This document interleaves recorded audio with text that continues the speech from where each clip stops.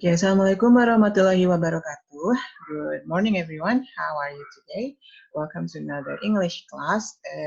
Today, we're going to learn about how to improve your pronunciation because many of you have stated that pronunciation is one of the things or one of the difficulties that you find when you are speaking English. And today, we're going to learn about word stress and sentence stress, about linking words, and about imitating and shadowing techniques. Okay, so as I said in the previous lesson, that English is not a phonetic language. Words in English differs in pronunciation from the way they are written. Or in other words, we do not say the word the way we spell it. Okay, so that means you can have words that have the same spelling but different pronunciation. For example, I like to read. Okay, so read here is a verb in the present tense, right? I like to read. Okay, but in the second sentence, it's the same spelling, but it is pronounced I have read that book. Okay, so different way of pronunciation. And also we have words that is spelled differently, so it is written differently, ya ditulisnya beda, tapi diucapkannya sama. Ya, for example, I have read that book. That book is read. Okay, dua-duanya memiliki arti yang berbeda, memiliki penulisan yang berbeda, tetapi cara pengucapannya sama. Jadi ini ada salah satu memang susah ya bagi kita yang bukan native speaker untuk bisa tahu ini sebenarnya gimana cara pronounce-nya, gimana cara bacanya. Okay. So we went over this last week, so I'm not going to say again. Now, I want to introduce you about word stress and sentence stress. Okay, jadi dalam bahasa Inggris ya itu saat kita bicara atau saat kita pronounce suatu kata ya, setiap suku kata atau silabelnya itu memiliki penekanan yang berbeda saat diucapkan ya. Jadi ada yang ditekankan, ada yang tidak ya. Yang ditekankan kita bilang stress or enhance or emphasize. Kalau yang tidak kita bilang reduce ya. Jadi satu kata hanya memiliki satu penekanan. Nah, bagaimana caranya kita tahu syllable atau suku kata mana yang ditekankan? Generally, ya, most nouns that have two syllables is usually stressed on the first syllable. Most verbs that have two syllables is usually stressed on the second syllable, especially for words that can either be a noun or a verb. Ya, maksudnya di sini ada beberapa kata dalam bahasa Inggris yang bisa dia sebagai noun dan dia juga bisa sebagai verb. Bisa, kata yang sama bisa sebagai kata kerja maupun kata benda, ya bergantung pada konteks kalimatnya. Nah, cara pengucapannya walaupun penulisannya sama itu akan berbeda ya bergantung di kalimat tersebut dia bertindak sebagai noun atau verb ya. Jadi aplikasi dari tadi ya noun itu di stress di suku kata pertama ya, kata benda di suku kata pertama, kata kerja di suku kata kedua ya. Contohnya, the store has big discounts. Okay, diskon gede ya. Discount here is a noun. Jadi kita penekanannya pada suku kata pertama. The store has big discount. Okay. Tapi di kalimat kedua, the store discounts the price. The store discounts the price. Ya, jadi penekanannya ada pada suku kata yang kedua. Ya, the store discounts the price. The store has big discounts. The store discounts the price. Jadi kedengaran ya bedanya, ada discounts untuk noun dan discounts untuk verb ya. Discounts, discounts. Ya, jadi itu ada perbedaan pronunciation bergantung pada dia noun atau verb. Ya, jadi ini ada beberapa kata yang bisa menjadi noun atau verb dan pengucapannya berbeda ya. Nanti teman-teman bisa berlatih sendiri ya. Intinya kalau dia noun itu di syllable pertama, kalau verb di syllable kedua ya. Contohnya increase, increase ya. So the price increased last year. There was an increase in the price. Ya, jadi di situ ada beda ya, yang satu. Yang pertama itu verb, ya, yang kedua itu noun. Ya, rebel, ya, rebel. Here, desert, dessert. Ya, jadi itu ada perbedaan apa namanya pronunciation ya. Yang berikutnya adalah kalau misalnya kita punya lebih dari 2 suku kata, ya misalkan 3, ya ada beberapa rules. Yang pertama kalau dia syllable ketiga atau terakhirnya itu ya ik.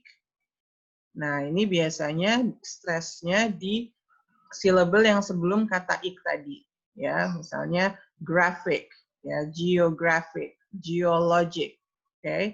Atau if it's a shen or chen, ya itu sama juga. Jadi sebelum kata shen dan chen, syllable shen dan chen ini, itu yang di stress adalah yang di situ ya. Television, revelation, okay?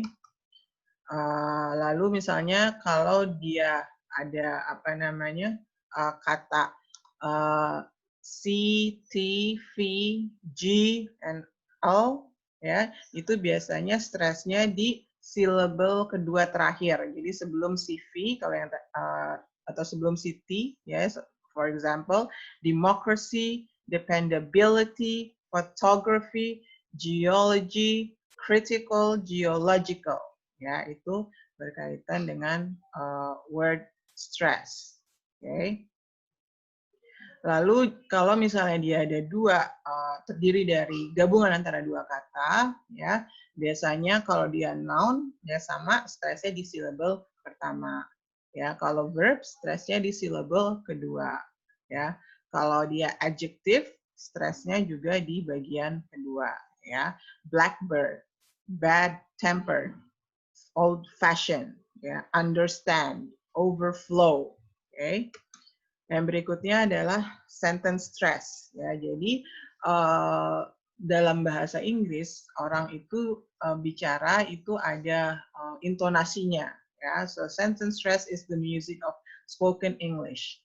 It helps you understand spoken English, even rapid spoken English. Maksudnya kalau misalnya orang itu bicara terlalu cepat, ya kita bisa ngerti karena dia bicara menggunakan intonasi. Jadi kita bisa tahu kata-kata yang penting untuk kita mengerti. Ya, sentence stress is accent on certain words within a sentence karena dia menekankan beberapa kata di dalam kalimat tersebut. Ya, jadi ini natural ya. Jadi mereka nggak pokoknya saya ngomong saya mau menekankan kata ini. So they naturally is the way they naturally talk ya. Jadi dalam bahasa Inggris secara natural itu ada sentence stress ya, di mana kita menekankan pada beberapa kata-kata yang penting yang kita sebut dengan content words. Ya, jadi content words ini adalah keywords-nya di dalam sentence. Ya, they are the important words that carry the meaning or sense. So it's the real content.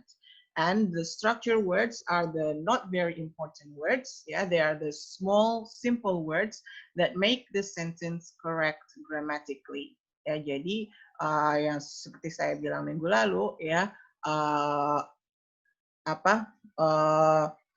kata-kata yang diperlukan dalam grammar, ya misalnya preposition, in or at, ya conjunctions, thus, also, first, and all those words, ya, there are usually structure words. Ya, itu adalah structure words yang membuat kata-kata tersebut ya secara struktur kalimat itu benar dalam bahasa Inggris.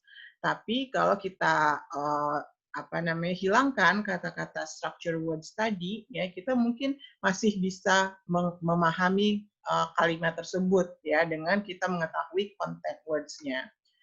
For example, if the sentence is I don't want to go to the store. Okay, I don't want to go to the store. Kalau kalian mendengar cara pengucapannya, ya kalian bisa identifikasi content words-nya di sini, ya. I don't want to go to the store. Jadi di sini ada 3 ya content words-nya, ada don't, I don't want to go to the store. Ya, jadi saya men-stress atau menekankan pada kata don't, go, dan store. Oke, nanti teman-teman bisa latihan ya untuk mengidentify which one is the structure words and the content words. For the first sentence, what do you think? What do you think? Okay, the second sentence, it's dark in here. It's dark in here. This third sentence, I am sorry, I'm late. I'm sorry, I'm late. Okay, so try to identify the content words and the structure words from these sentences. Okay, the other thing that is difficult for us to understand spoken English is words that are structure words in a sentence are usually linked. This can make it difficult to understand people speaking English. So structure words kayak yang grammar tadi ya, misalnya I don't want to go to the store. Itu bisa jadi I don't want to go to the store. I don't wanna, ya, I don't wanna go to the store. I don't wanna go to the, don't wanna to the, ya itu kita link ya. Don't want and wanna dan to the, ya, want to dan to the, jadi wanna dan to the. Nah, kadang jadi kalau misalnya kita tidak practice listening ya, kita akan bingung ini maksudnya apa ya. Wanna ternyata dari want to ya. To the itu to the. Okay. So that's example of linking words. Jadi kita harus tahu bahwa naturally English speakers speak using word stress, sentence stress, and the third is they link the words together. Yeah, so for the exercise on linking words, yeah, there are 3 pairs of words here. Jadi ada 3 pasang. Coba teman-teman identifikasi mana yang termasuk linking. Ya, for number 1, pink panther and pink elephant. Number 2, far away, far from. Number 3, I think it's an eagle. I think it's illegal. Okay, so identify number 1, is it A or B, the linking word? Number 2, A or B, or number 3, A or B, the linking words. Okay. Okay, the last one is imitating and shadowing.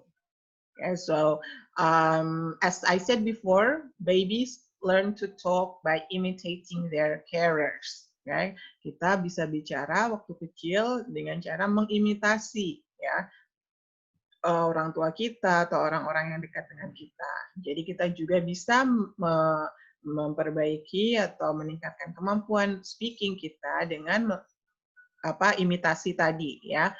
So we can imitating and shadowing can be done by finding a short audio or video clip in English. Yeah, so just about 30 seconds to 2 minutes.